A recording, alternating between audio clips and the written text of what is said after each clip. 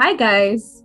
My name is Mary Ajagbe, and welcome to Dare to Live podcast with me. As you all know, this podcast is aimed towards encouraging, empowering, and really just saying to you, will you dare to live? Now, I have an amazing guest with me. Her name is Heidi. Hi, Heidi. Welcome. Thank you for joining the podcast. Hello. Yeah, thank you so much for having me. Very excited to have this chat today. Awesome, awesome. So, can you tell us a little bit about yourself and also where are you speaking from? Yeah, so my name is Heidi. I'm founder of Coaching with Heidi, and I am based in Bristol, which is in the southwest of England, over in the UK.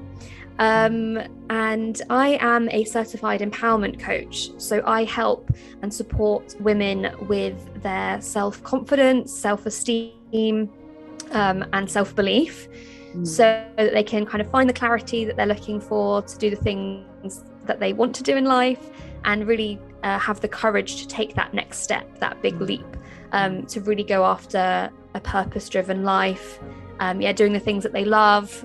And that might be, I've worked with corporate women who maybe are looking for a pivot in their career. I've worked with women who have decided to, like me, kind of quit their jobs, take their side hustle full time, or, kind of go almost do like consultancy work, or really start their own business. And I really like working with really ambitious and passionate women that have a dream in mind, but just need that sort of kick of confidence and self-belief and mindset work to really help them get there. So basically when they work with me, we go through my empowerment practice, which basically encompasses things like mindset work, a bit of energy work and balancing out your masculine and feminine energy. We look at accessing your intuition through like meditation and visualization, and then, as I mentioned, we also look at that clarity and really understanding exactly what you want to do and why you want to do it. But before that, I did work in corporate sales and events for the past 6 or so years. And by doing that, in the last sort of year of working in corporate, I was a manager. And that's really where my passion for coaching grew, through kind of corporate coaching and setting smart goals for my team and seeing them reach their potential and seeing them reach new heights in their roles. And that sort of gave me that push to go beyond that and really make that my full-time job. So I quit the corporate world and took my coaching business full-time back in September 21, and I am solopreneur, building my business at the moment. Wow, that is awesome. That is so awesome. Thank you so much. Now I would like to ask the next question. I don't want to assume, but I know that we all deal with fear on different levels, right? So have you ever dealt with fear? Would you like to share with us a time in your life where you dealt with fear, and what did you do about it? How did you feel? The whole feel about fear, everything that happened to you. Please share with us.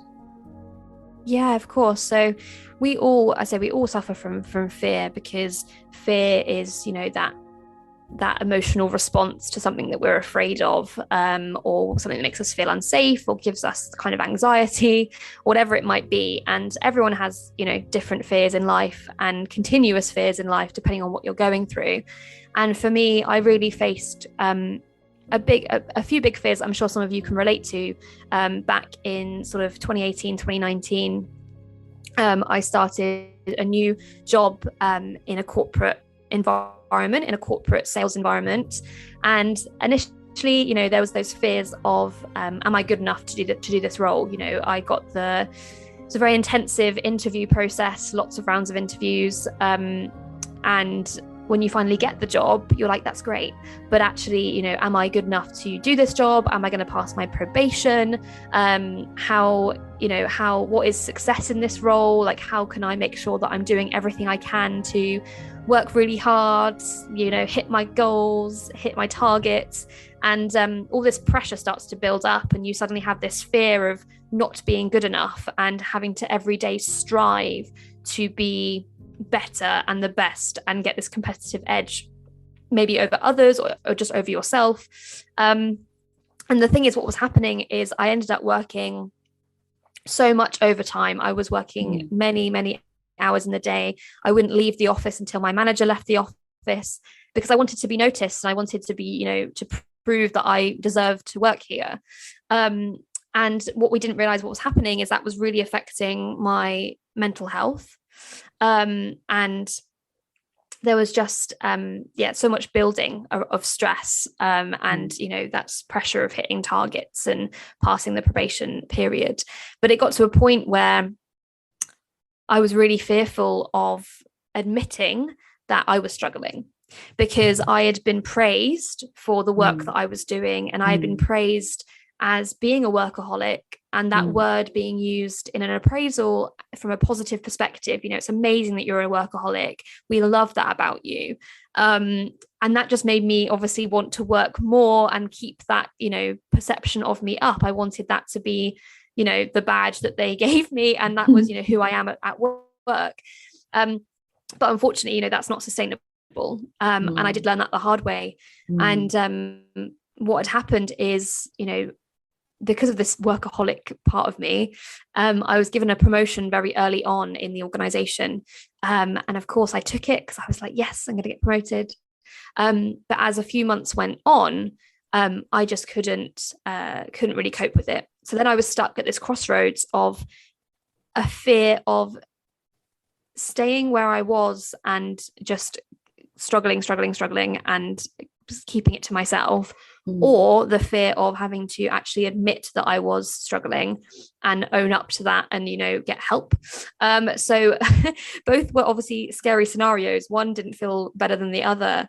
But I wasn't feeling good. And it basically ultimately led me to having quite a major breakdown over a Zoom call with one of my managers. And luckily the organization he was very understanding of the scenario. And he was the one that actually advised me to go to the GP and my doctor the next day to have a chat with them about the scenario. So I did. I went, I'd cried on Zoom and I was like, oh my gosh, I'm so embarrassed. And then I went to the GP and yeah, they signed me off with mild depression, high anxiety, and kind of high stress. And that was in the October, and I was signed off for about a month. And then I did a very slow phased return to work for the next 4 months. And I came back full time in the January. And it was terrifying because I had, even when I was first signed off, I had all these other fears coming up of, fear of judgment, what will other coworkers think of me? Fear of, will work pay for me to be off for this amount of time? Like, how will I pay bills if I'm not working? And fear of actually never being able to go back to work. I had this really horrible fear of that this was just me, because I'd never thought that I was going to be someone with a mental health problem. I never thought that I would be someone that would suffer with something like this. And I'd always, very much come from a background of my own kind of personal pressure, working a very linear career path and going up the ranks and all that thing. So for me to suddenly have this kind of block was really tough to have to kind of get over. And what I did to sort of support me in at the time, in terms of that kind of all those fears that were happening, is almost just try and shut everything out. And luckily I could do that in the scenario I was in by not being at work.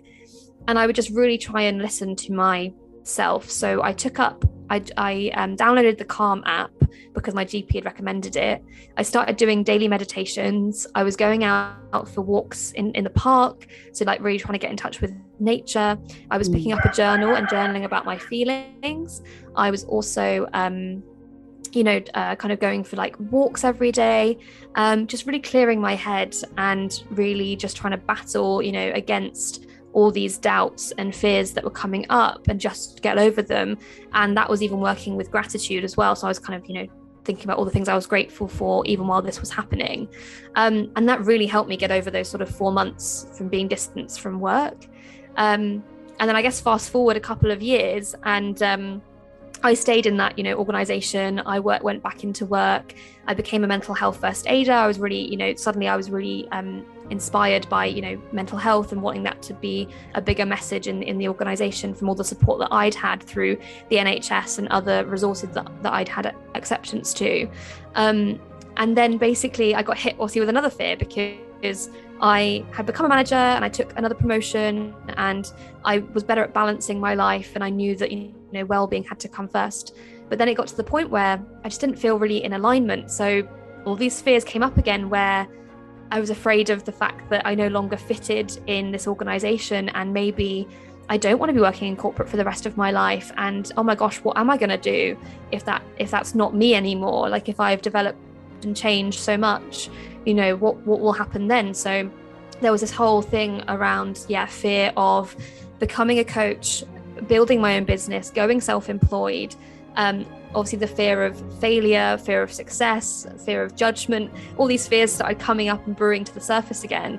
And this time I decided to work through those from more of a mindset perspective.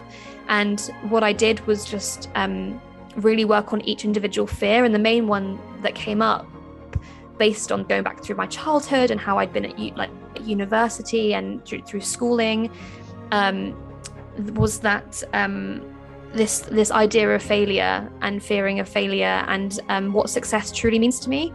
And at the time I thought, success was all about the money and this, having a really great job, and what people think of that, what society looks at and goes, yeah, that's success. She's successful because she's got a really well-paid job, and look at the lifestyle she has, and And obviously I realized that didn't really matter anymore. What mattered more is that I was living my purpose.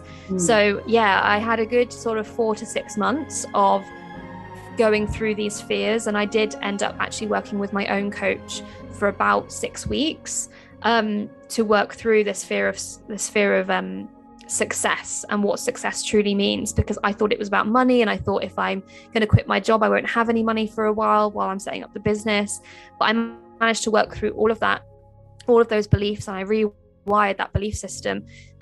I was introduced to things like law of attraction, affirmations for the first time. I'm still very that's quite new. In the last year I've been open to all of these new modalities that I now use with other people as well. And that just really got me going. And then, like I said, in September, I bit the bullet and was like, it's now or never. And I always tell people, sometimes we have to just face the fear and do it anyway, because our mind is just our mind keeps us in this safety mode. It will always look for the safest option. It will always keep you safe, because that's our primal instinct, going back to caveman days, whatever. Our primal instinct is to stay safe and stay alive. So every time something comes up that, puts a doubt in your mind, it's just, you've got to think about it as it's not the biggest situation. It's just your mind trying to be nice and keep you safe. And it's a part of us that's normally people call the ego. When that fear of judgment comes up, and other sort of fears that we might, and self-doubts that we have about not being good enough, again, that's normally our ego not wanting to get hurt. We don't want the ego part of us to get hurt, and that's normally where we lead our life with. But we need to sort of just not lead with the ego as much anymore, and just lead with the true us, and really listen to ourselves. So that's something I always get people to bear in mind, that it's a part of us that's sort of going to the forefront just to keep us safe. But it's once we overcome that fear, and once we step into that new person that we become when we take that leap, actually, there's lots of benefits from that. And sometimes we have to think about, when we're in that kind of faced with that scenario, we have to think about all of those positive things that will come from facing the fear and doing it anyway. How many more amazing things will come from that one thing that we decide to overcome? And normally there's a lot more positives than there are, and they normally weigh out the negatives. So that's something very easy you can do, is almost just write it's almost like writing a pros and cons list. You can be like, right, I have this fear, and if I stay stuck where I am, this is what's going to happen. Nothing will change. This is what's happening. Yes, I feel safe and comfortable. It's the same thing with your comfort zone. That's probably where you are. But once I bite the bullet and do this and take that leap and do what it is, start my business, go self-employed, build that side hustle, quit my job, pivot in my career, whatever you think you're going to do, you could write probably a million things that will come from that. There's so many things that will come from that list. And even if that core one is just, I am living my purpose, I am living in true alignment, I am following my passion, I am, even that is probably big enough as your why, to why you're doing that and facing that fear and moving forwards. So it's So yeah, there's been quite a few. Obviously, there's always loads of parts of people's lives that will have, you'll come up against it, and I'm sure in the future I'll come up against another big fear. We do that, especially as an entrepreneur, like we do that all the time, business owner, having to come up with new fears. But yeah, for me, starting that corporate job, which felt like a real proper sales job environment, and going through all of that kind of well-being scenario, and then again facing the same similar fears but in different contexts when it came to starting my business, they're probably two that really stand out in my life. But I'm so glad that I kind of went through that journey and stand here and tell people about it now, and then just feel really kind of good for me deciding to like face the fear and do it. I now feel really positive and strong about having done that, and that's kind of where that empowerment practice comes from. I feel empowered having made that decision, and I try and kind of remind myself of that empowered version of myself that made that decision most days, because that's just really, really helpful. Wow. That is powerful. You have shared so much. My mind is still trying to wrap around some of the things that you mentioned, Wow. Okay, so let's just get into how you were able to, come into, because you mentioned some modalities, like affirmation, meditation, gratitude. How did you get to that point where you realized, okay, this is it? And how did you know that it was working for you in order for you to even begin to implement it? So please just share with us that entire process. Yeah, of course. So when it came to back obviously a good few years ago, when it came to the initial kind of meditation practice, obviously that was actually recommended by a GP. So that was something that I'd never really thought about previously. But I was very grateful that came along, and that there was apps for that. And I definitely recommend people just to kind of almost sometimes if it's something you're kind of wanting to focus on, you can just like put it into Google or like look it up on the App Store, and there's probably going to be an app for that to help you with it. And that's what I found. So I downloaded this Calm app, and I was a bit like, I'm not sure about this. And but what was nice is that it kind of broke it down. And there's quite a lot of meditation apps out there nowadays, and you can definitely kind of trial them out, see which ones work best for you, because I can't remember, there's another one that I tried and I just didn't like the voice of the person, and that was enough for me to just be like, well, I can't get on with this, so I'm just not going to do it. But with the Calm one, like I really liked the lady's voice, so I was like, yeah, okay, I can give this a go. And what was lovely is that on the Calm app specifically, they break it down into what you need it for. So there was definitely like a little like 7-day stress like little kind of like pathway, as it were, and they have little pathways for loads of different things. So I just started like a 7-day stress one, and then I looked at like, I think there was like an anxiety one or something similar to that, general well-being, and I think once you just start, and then I kind of, as someone like me, I'm very, I really like that ticking off of like a plan of something, or getting to the end of something. So because it had like a 7-step day of doing these things, that just helped me stay on board with it. And the app itself will be like, oh, you've got a streak of 3 days, and obviously I'm very much of someone that really likes hitting a target or doing that, so that really aligned to me. So that's what happened with the Calm app. And then also they have things on there just called sleep stories, and I hadn't really realized, I thought I was always quite a good sleeper, but I think what I'd been realizing is that I slept, I was I could fall asleep, but I wasn't having very deep sleeps. So every morning I would still feel tired. But once I started listening to sleep stories, they just really, got me into a relaxed state. It was almost like visualizations without even really realizing it. So that felt really powerful to me.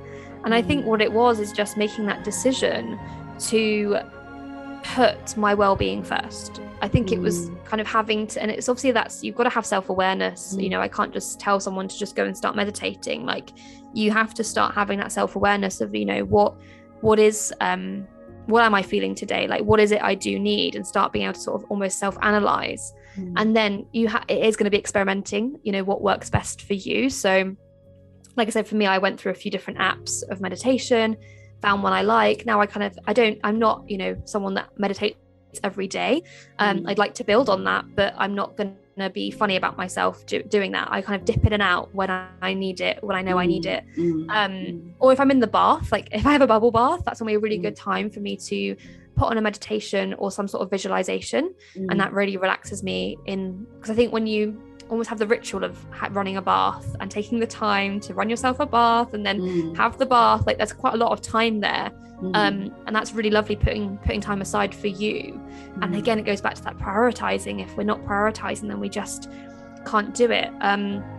When it came to affirmations, I bought myself some affirmation card deck. So what I would do is just, again, to make it, I guess I'm someone that's a bit more visual. I couldn't just make up some on the spot. So I think I just found some through like Etsy for like £10.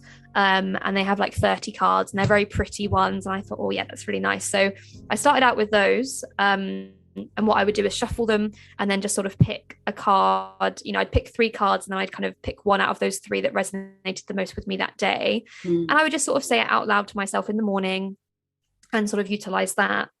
And then when I actually worked on the idea of success, when I worked with a coach, what we did obviously is really go back through my childhood and my upbringing and sort of all the past experiences where success had played a part in that. And from there, we sort of really, really dug deep into the idea of success and what that means to me. And I obviously had this whole belief about, success being one thing. And then we worked on this 7-step process of empowering beliefs. And that's when I realized that, affirmations were great, but they only really work if they really are resonating with you and really true to what you're trying to focus on. So what I did in this scenario was I actually wrote out like 10 very specific affirmations related to success and what I wanted success to now mean to me. And what I did is I got a piece of cardboard and like some white paper and I just wrote them out visually, again, quite a visual person, and had this little kind of this piece of cardboard that I just carry around to different rooms in my house. So I'd have it in the morning, I'd put it in the bathroom while I was doing my teeth, I'd have this list of 10 affirmations and I would just go through them, even if I was just looking at them and not necessarily saying them. But over time, this took maybe 2 or 3 months. Over time, like they were just second nature to me. Like that was just suddenly my new mindset was, this is my belief around success. And that's what helped me quit my job. Like doing that work and having that repetition and building on that is what worked for me. I was sort of also I had a journal and I was sort of choosing an affirmation a week to write in my journal, and I'd write a bit about that. But yeah, I think affirmations are really good and I think they're really important as a tool. But what I do caveat with people that sometimes you do need to do a bit more of the inner work and the mindset work before affirmations will magically work for you, because if you start just saying to yourself, I'm amazing, or like I'm really successful and abundant and all this sort of stuff, if it's too far removed from you, like if you're like down here and you're saying something that's really high, it's great to have that, ambition of where you want to get to with your mindset. But sometimes we've got to take smaller steps. Because again, I started with I can't remember now, I'm trying to remember what the affirmation was, but I started with one, had it for a few days, and then was like, I'm not resonating with this. And it's because it was just too far ahead of where I was in my journey. And I needed to pull it back and actually think of something even more simple.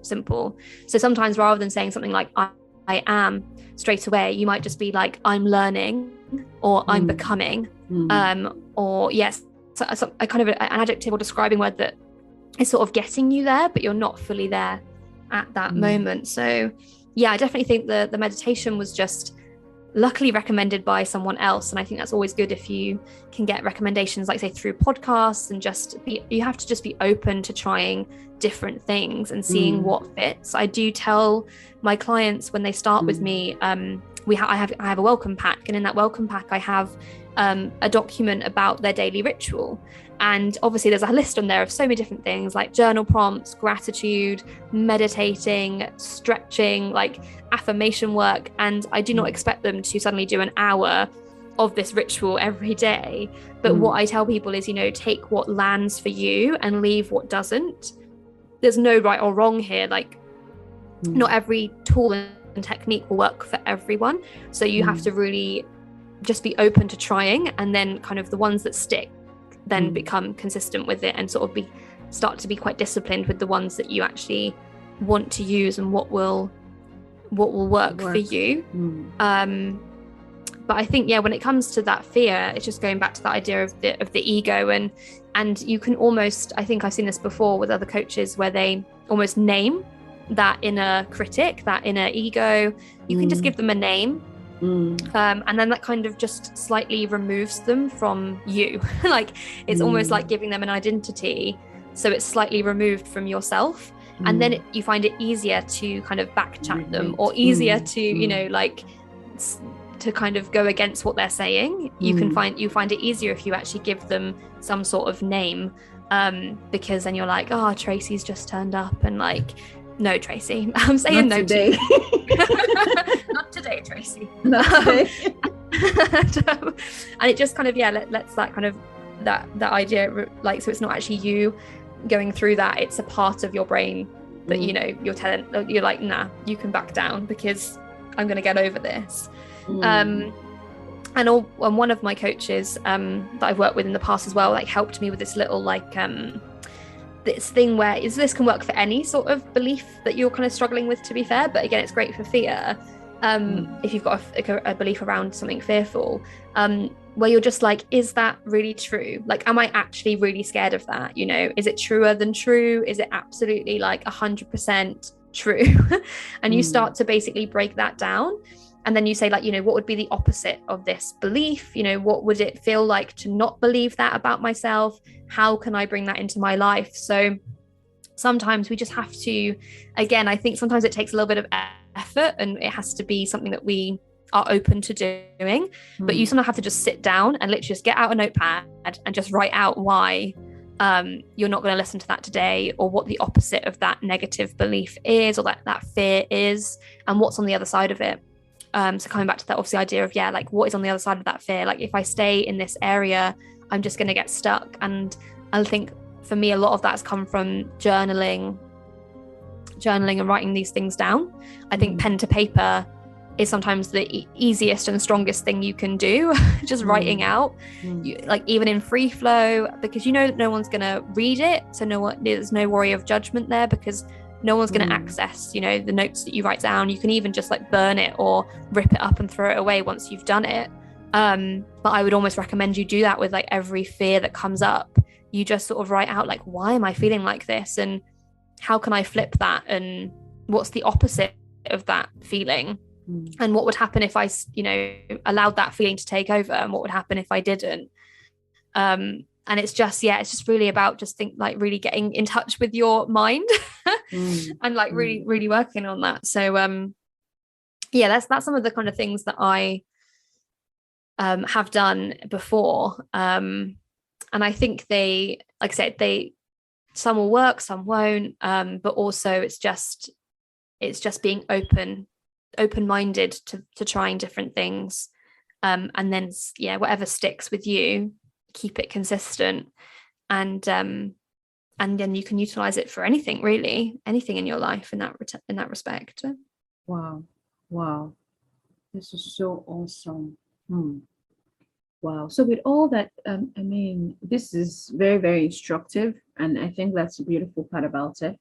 The fact that there's this, what you would have to decide which will work for you at the end of the day, but just getting to put your leg in and test so many waters, to making sure that you stay healthy mind-wise. It's very, very important. Just like you said, like, a lot of people don't realize how much it means to be healthy in your mind, because it totally affects everything else around you.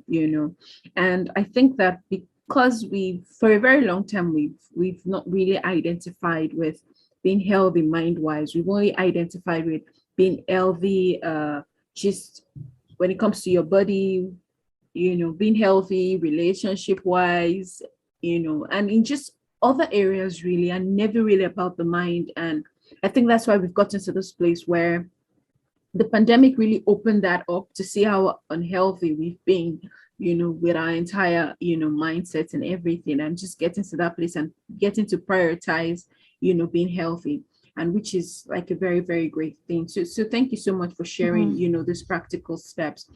So before we run off the session, I'd like you to share with the guests, what is waiting for you on the other side of fear. So I believe that on the other side of fear is true fulfillment. I think, finding your purpose and living that kind of purpose-led, purpose-driven life.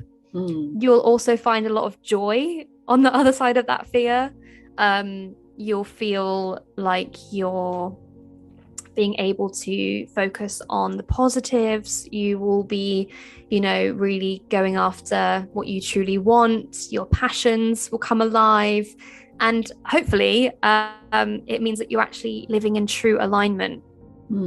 And that means, like I said, going after all those things and feeling like you're following a purpose and you're fulfilled, and you're thinking about what inspires you and all those things. But ultimately, yes, because you've decided to not let fear hold you back, you've decided to not let your ego keep you in that safety mode, you will naturally be living in a nice balanced, true alignment. And hopefully, you're doing the thing that you thought you'd never do. And in the end of the day, that will be the thing that you really want to do and you're really, passionate about, and then you'll finally be doing it. So hopefully you'll just have lots of great, incredible emotions and feelings, and it'll be amazing.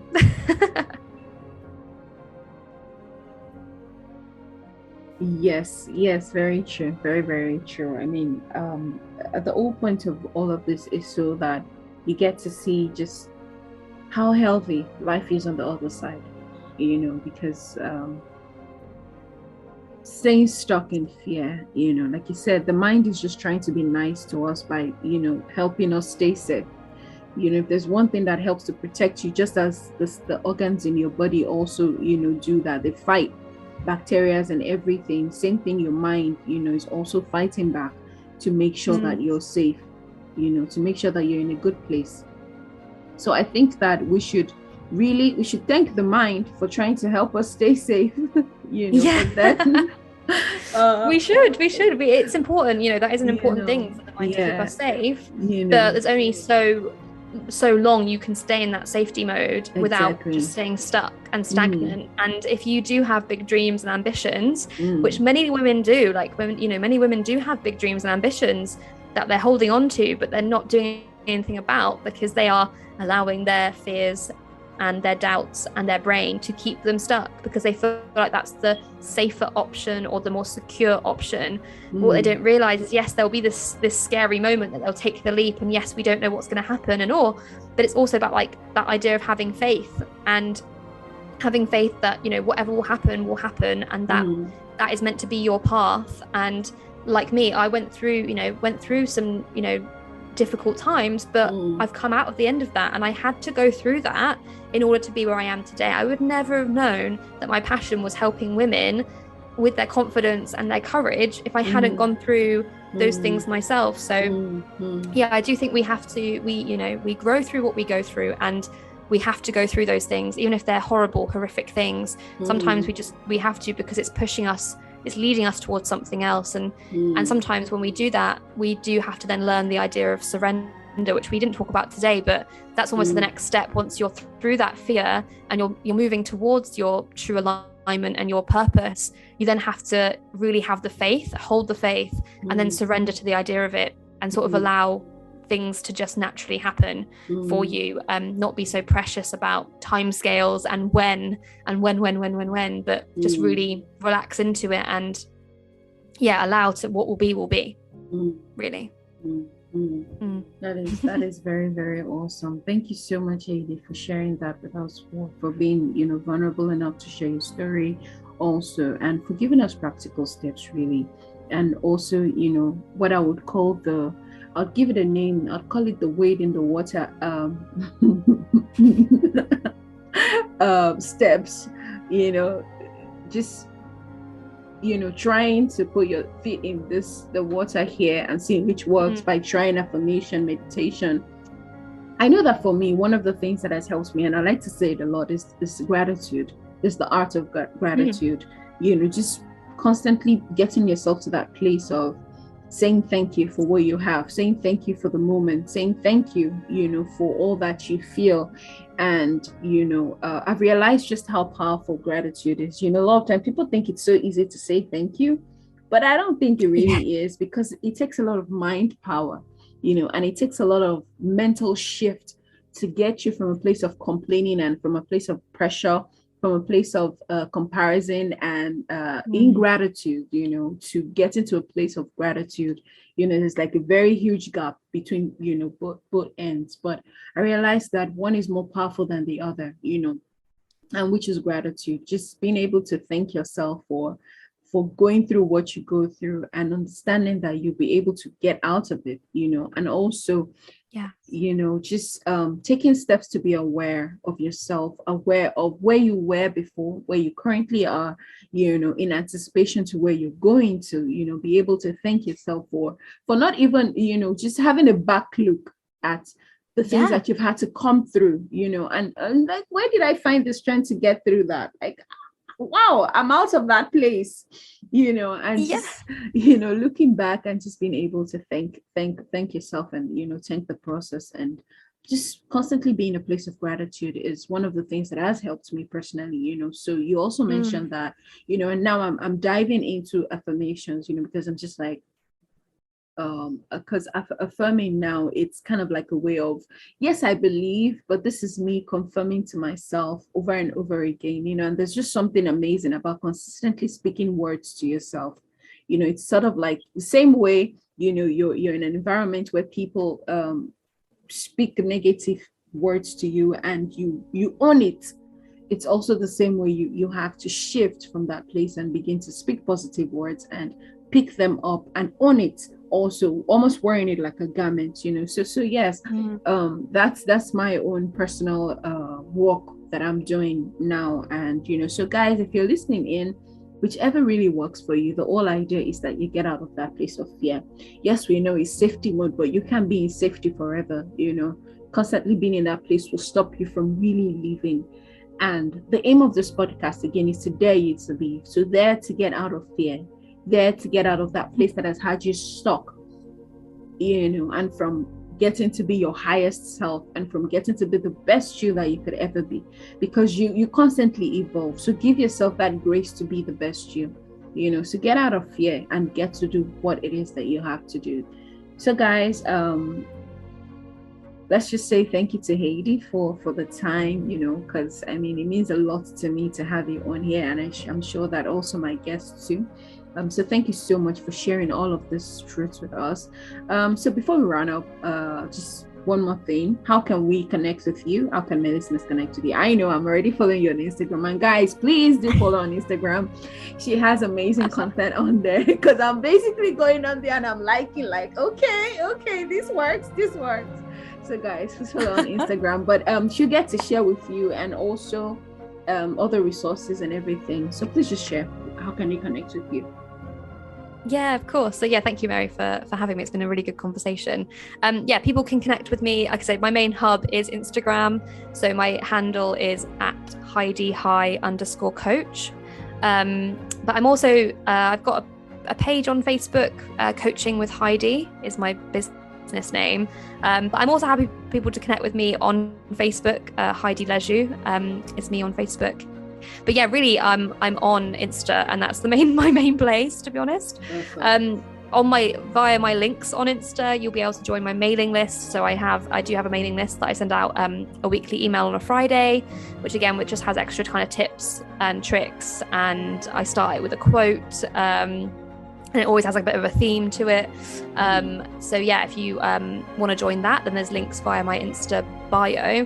And then if you want to email me, you can do that as well, like hello@heidilesiw.com is my email. So always feel free to drop an email. If there's anything I can support you with, then let me know. I'd love to have a chat, because I also offer free connection calls. So always happy just to chat, like almost like we've done today on a podcast. But I'm happy to have a chat on Zoom or on a call to connect with people. So yeah, it's been really great. And yeah, Mary, I just wanted to add on, like, with the gratitude, I kind of forgot about that, but yeah, that's a big part of my mainly that's the main one. Funnily enough, I didn't talk about it, but that is also for me the main one that I do most mornings, is just 3 things I'm grateful for. And that's something I've been doing probably for the past 9 months. Wow. Since I decided to quit my job. That was something that really got me through that, was thinking about all the things that even without my job, what I'd still have, even by quitting my corporate job.